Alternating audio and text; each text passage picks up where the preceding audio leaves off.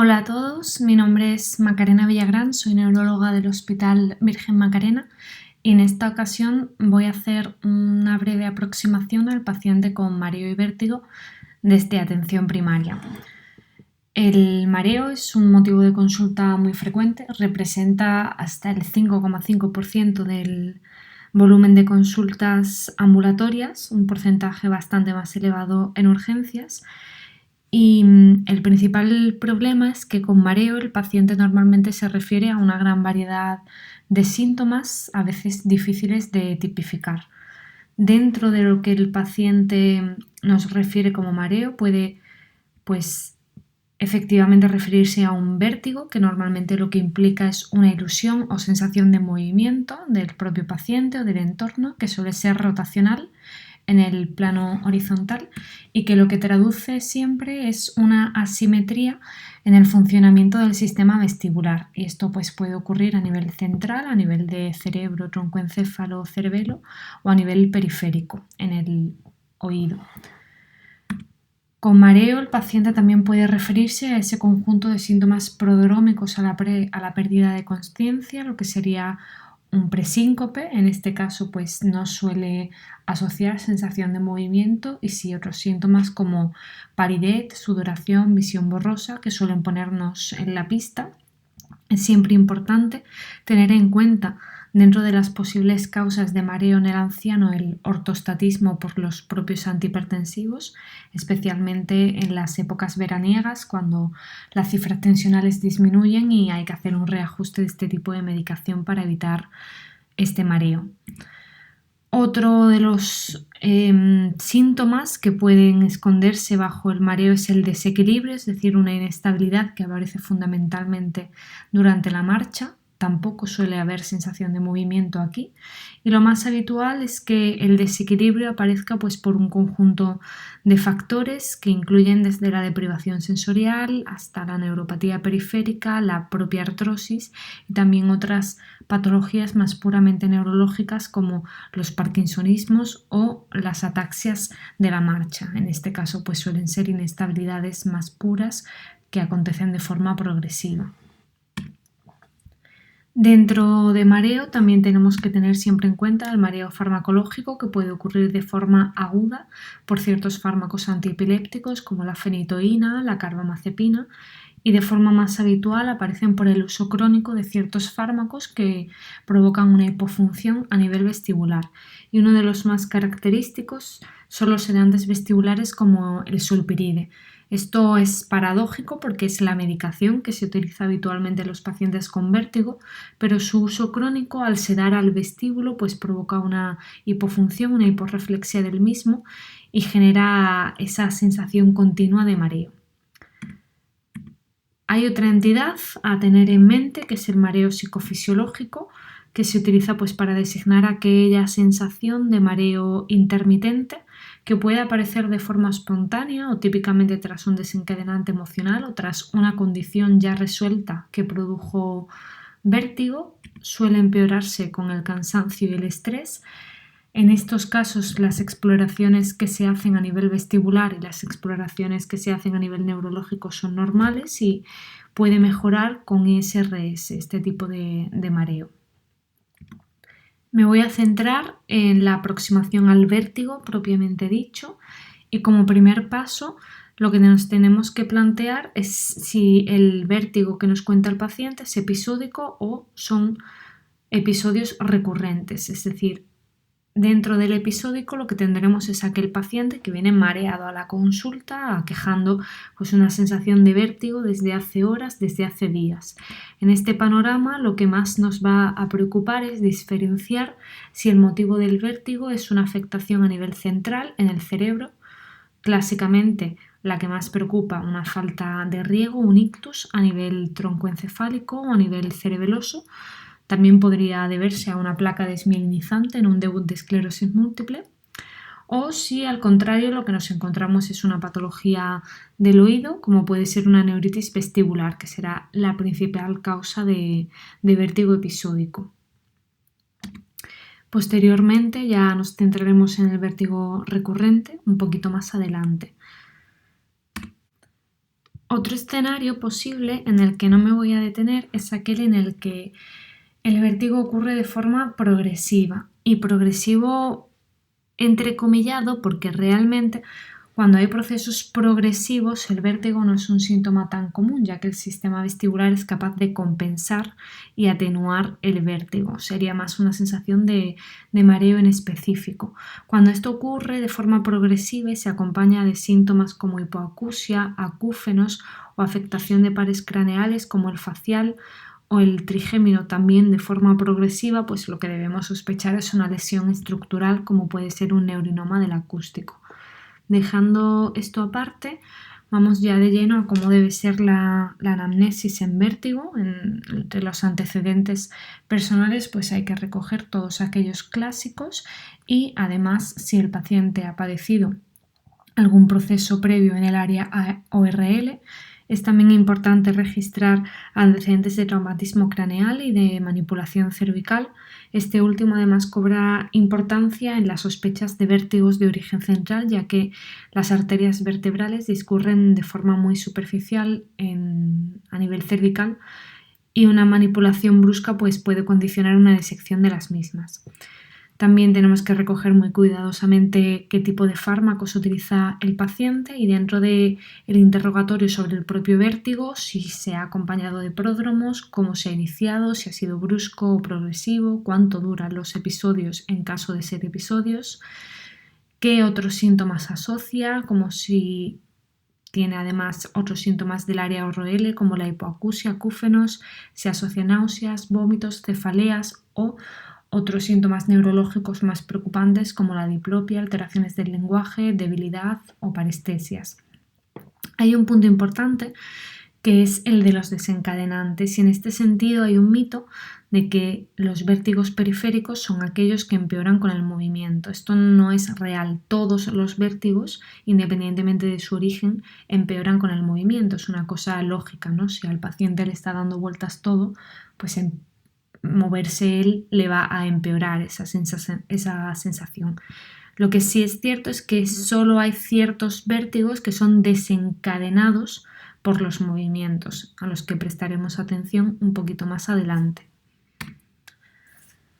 Aquí una tabla que contrapone las características de un vértigo central frente a un vértigo periférico. Lo principal es la exploración neurológica, que en caso de vértigos de origen periférico, en una neuritis vestibular, por ejemplo, ha de ser completamente normal, mientras que en un vértigo central pues, podemos encontrar focalidad, ya sea por afectación de pares craneales o de vías largas. Otro apartado clásico de este tipo de tablas es el de la ataxia desproporcionada en caso de vértigos centrales versus una inestabilidad proporcional en el vértigo periférico. Esto lo que nos viene a decir fundamentalmente es que cuando un paciente, por ejemplo, con una neuritis vestibular le pedimos que ande, pues no va a estar contento porque está mareado y porque le va a costar, pero puede hacerlo, mientras que un paciente pues, con un vértigo de origen central por un infarto cerebeloso le va a resultar francamente difícil hacerlo. En esta misma línea podemos hablar del Romberg. El Romberg es una maniobra exploratoria en la que al paciente se le pide que junte los pies, eleve los brazos hacia adelante y cierre los ojos y aguante en dicha posición. En vértigos de origen central, por una lesión vascular o de cualquier otro tipo, a nivel cerebeloso o a nivel troncoencefálico, no hay Romberg. No hay Romberg porque el paciente está inestable y se cae, incluso con los ojos abiertos, incluso con los pies separados. El Romberg positivo, en el que el paciente lateraliza, es más sugestivo de patología periférica. Típicamente, además, se lateraliza hacia el oído patológico. También nos pueden ayudar otros signos vestibulares clásicos de exploración, como son el Varani o la marcha en estrella. Aquí veríamos la prueba de los índices de Varani. Por el mismo sentido, lateralizaría hacia el lado patológico y aquí la marcha en estrella se realiza con los ojos cerrados. Nunca es tan clara como en el caso de esta señora que está un poco actuando para nosotros, pero ese es el concepto. Estos Estas maniobras exploratorias clásicas tienen una sensibilidad y una especificidad bajas, pero bueno, pueden ayudarnos a orientar. Otro signo neurotológico interesante en los vértigos es el que exploramos a través del impulso cefálico, que es una maniobra que se basa en el reflejo oculovestibular. Este reflejo es el que nos permite mantener la mirada fija cuando movemos la cabeza. Su vía aferente es el nervio estatoacústico, va a través de todo el sistema vestibular a nivel periférico hasta troncoencéfalo y vuelve por la vía eferente, que es el tercer y el sexto par, es decir, nos está explorando todo el arco desde periferia hasta central y vuelta a periferia. La manera de explorarlo, ya veremos en un vídeo, es haciendo una rotación lateral brusca y breve de la cabeza, pidiéndole al paciente que mire a un punto fijo. Aquí lo tenemos. Esto sería un impulso cefálico negativo. Vemos que los ojos se mantienen fijos, la mirada centrada. Y esto, sin embargo, sería un impulso cefálico positivo. Aquí vemos que al realizar esta rotación cefálica, los ojos no se mantienen fijos en el centro, sino que acompañan el movimiento y luego posteriormente hacen una sacada correctora. Esto representaría un impulso cefálico positivo, un impulso cefálico patológico, y apoya mucho el diagnóstico de vértigo de origen periférico. Por sí solo no nos sirve para discernir entre central o periférico, pero es un dato muy consistente con origen periférico. Respecto a las características del nistagmo, el nistagmo periférico es aquel que es horizontal u horizontorrotatorio y unidireccional siempre. Aquí vemos un ejemplo. Vemos desde posición primaria como hay sacadas que baten hacia la izquierda, como este nistagmo se intensifica cuando el paciente mira a la izquierda y no tanto a la derecha. Esto nos traduce pues que el lado patológico es el derecho. Y cuando hablamos de nistagmo de origen central, pues hablamos de todo lo demás, de todo lo que no sea esto que hemos visto. Aquí hay un ejemplo, vemos un nistagmo que bate hacia la derecha cuando mira a la derecha, bate hacia la izquierda cuando mira a la izquierda, tiene un componente vertical en la supra y en la infraversión, y además es un componente que luego se mantiene en posición primaria, es decir, es un nistagmo pues multidireccional y cambiante, y esto siempre ha de hacernos pensar en un origen central. Por último, en los vértigos de origen central se pueden encontrar un skew o desviación oblicua de la mirada que no debe estar presente en el vértigo de origen periférico. Esto vemos aquí que antes de reproducir el vídeo ya hay una simetría, hay una desviación de la mirada que se acentúa cuando hacemos el cover alterno.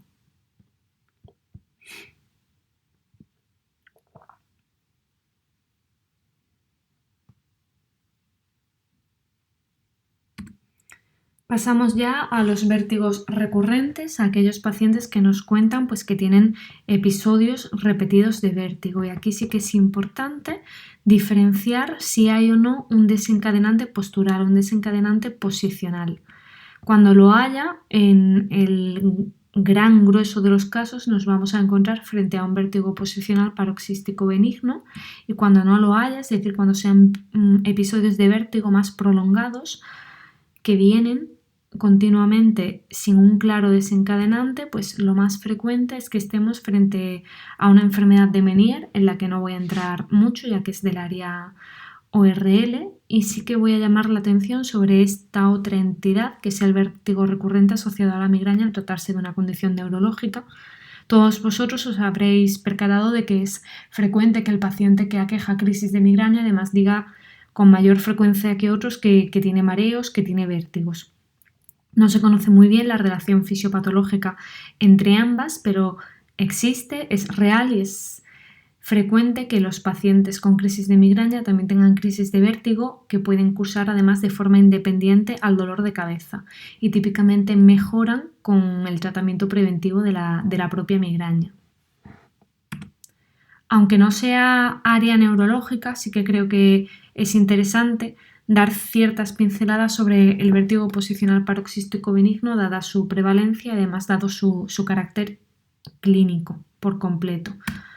Es la causa más frecuente de vértigo periférico y además es la causa más frecuente de vértigo recurrente.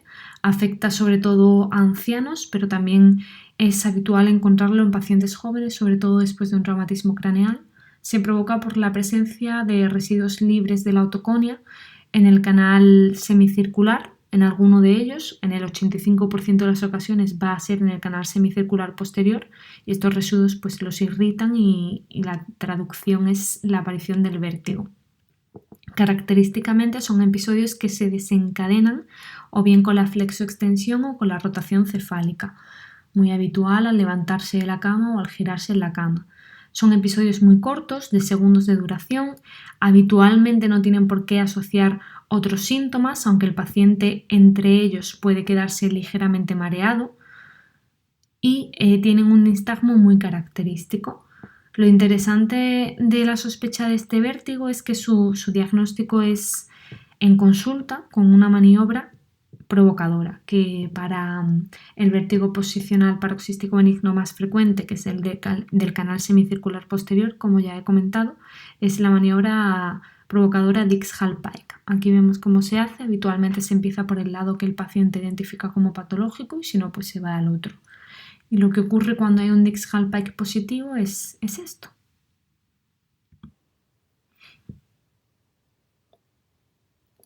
Aquí la señora empezaría a comentarnos que se está mareando y vemos que tras una breve latencia pues comienza un nistagmo con un componente vertical rotatorio que bate hacia la oreja que está más baja, más hacia el suelo y como al cabo de pocos segundos también se autolimita. Estas son las características que tiene que tener el vértigo que se provoca con este tipo de maniobras y es diagnóstico al 100% de esta condición.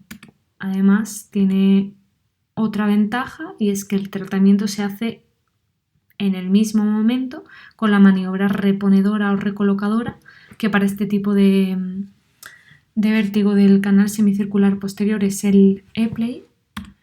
El vídeo está acelerado, hay que mantener en cada postura unos 30 segundos. Esto empezaría con un Dix-Hallpike, como hemos visto, y la continuación para reponer los otolitos sería esta. Estas maniobras son muchísimo más eficaces que cualquier tipo de medicación en estos vértigos y la utilización de sedantes vestibulares o antieméticos pues debería quedar relegada solo a aquellos casos más refractarios o en aquellos pacientes que no toleren estas maniobras. Aquí os dejo el canal de YouTube de este señor, que es un médico de urgencias canadiense, apasionado de los vértigos y la verdad que tiene contenido muy, muy docente y muy interesante para el día a día.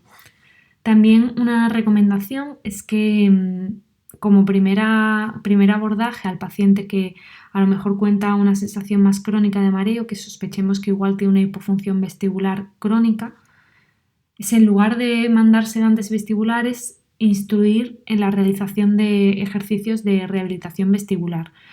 Hay muchos, en Google, esto los he sacado poniendo simplemente maniobras de rehabilitación vestibular. Os dejo estos dos, pero eso, podéis entregarle al paciente cualquier hoja que penséis que se adecua más a sus necesidades y si perseveran y lo hacen a diario son muy, muy efectivos.